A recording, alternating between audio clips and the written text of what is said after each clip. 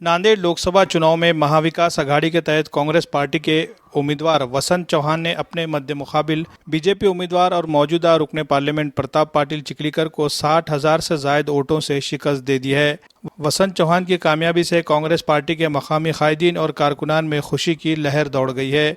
इस खुशी में जगह जगह मिठाइयां तकसीम की जा रही है और धूमधाम से जश्न मनाया जा रहा है। पार्टी कारकुनान एक दूसरे को मुबारकबाद पेश करते हुए नजर आ रहे हैं। दूसरी तरफ बीजेपी की गैर मुतवक्का शिकस्त का सामना कर रहे नांदेड़ जिले के सियासी क़यादत पर भी अब सवालिया निशान लग गया है। नांदेड़ लोकसभा इंतखाबी हलके के इंतखाबात बहुत अहम माने जा रहे थे। इस चुनाव में भारतीय जनता पार्टी, कांग्रेस पार्टी और वंचित बहुजन अघाड़ी समेत 23 उम्मीदवार अपनी किस्मत आजमा रहे थे। 26 अप्रैल को नांदेड़ में इंतखाबात के लिए पोलिंग की गई और 4 जून को वोटों की गिनती का अमल मुकम्मल हुआ।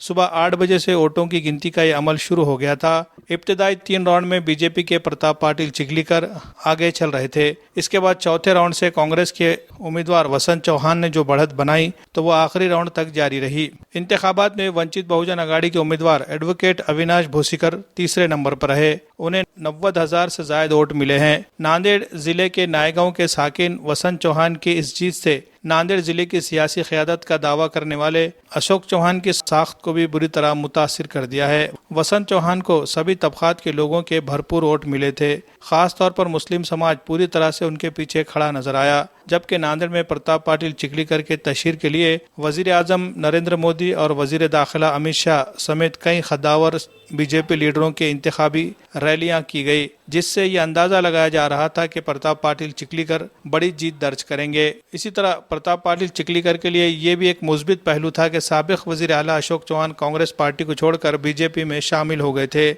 लेकिन अशोक चौहान के बीजेपी में शामिल होने से प्रताप पाटिल चिखलीकर को कोई फायदा नहीं मिला। प्रताप पाटिल चिखलीकर ने बड़े दिल से अपनी शिकस्त को तस्लीम कर लिया है। हिंदी में जनता ने जो कॉल दिया है वो तो मंजूर आई है, मगर महायुति के हमारे सभी नेता, सभी संगठन के पदाधिकारी इन्होंने बहुत मेहनत की है। मैं उनका आपके माध्यम से आभार भी व्यक्त करता हूँ, मतदाताओं का भी आभार व्यक्त करता हूँ। हार जीत तो होती है, तो पूरे महाराष्ट्र में माहौल ऐसा चल रहा है, तो नांदेड़ में भी मेरी हार हुई है, मैं स्वीकार करता हूँ।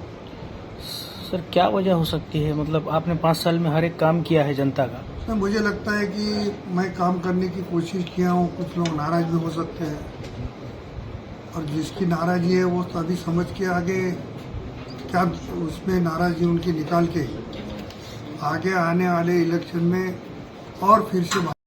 सर, इसके अलावा एक सवाल ये है कि अशोक चौहान बीजेपी में आए थे, जो 2019 में आपके अपोजिशन कैंडिडेट रह चुके हैं, तो कहा जा रहा था कि उनके आने के बाद आपको मजीद फायदा मिलेगा, लेकिन कुछ बेनिफिट नजर नहीं आया, तो क्या कहेंगे आप? मुझे भी ऐसा लगा था कि वो आने के बाद जरूर बीजेपी को फायदा होगा, मगर इससे मेरे से भी ज़्यादा वो खुद बता सकेंगे कि क्या होगा, मगर मेरे लिए उन्होंने मेहनत की है।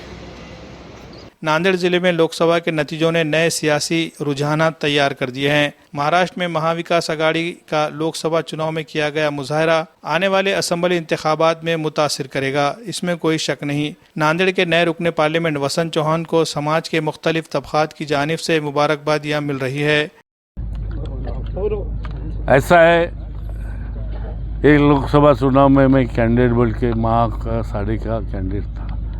ये चुनाव में महाविकास आघाड़ी के जितने भी हमारे पक्ष है, घटक है, उन्होंने मेहनत लगाई।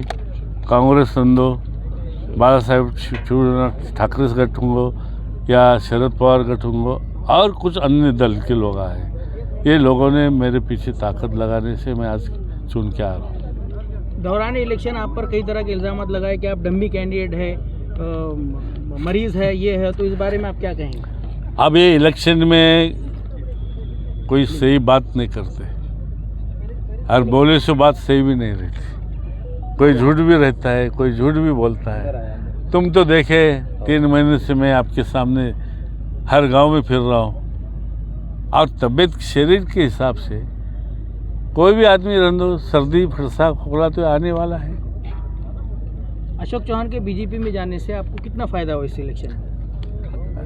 ये अशोक चौहान साहब जब बीजेपी में गए तो मैं खासदार बन गया। नहीं तो नहीं बनता था, मेरे को उम्मीदवारी नहीं मिलती थी। अमित शाह को वापस कांग्रेस में लाने के लिए आप कोशिश करेंगे? नहीं नहीं नहीं, गए तो नमस्कार। अमित शाह ने आपको भाषण में टीका टिप्पणी की थी क्या? कि नांदेड़ में प्रॉब्लम है, बाकी जगह प्रॉब्लम नहीं है। हाँ, अमित शाह जब नरसी में आए, बीजेपी में प्रॉब्लम होता है। भाषण में उन्होंने कहे कि देश में कुछ नहीं, लेकिन नांदेड़ लोकसभा में वातावरण खराब बिगड़े वाला है। अब वो जब भी उनको मालूम हुआ है कि नांदेड़ की सीट हाथ से जा रही, इस वास्ते दोबारा पीएम साहब आए। आखिरी सवाल, आपकी जीत का श्रेय किसको देना चाहेंगे आप? सर्वसामान्य मतदार जनता को देता हूँ। ठीक, थैंक यू।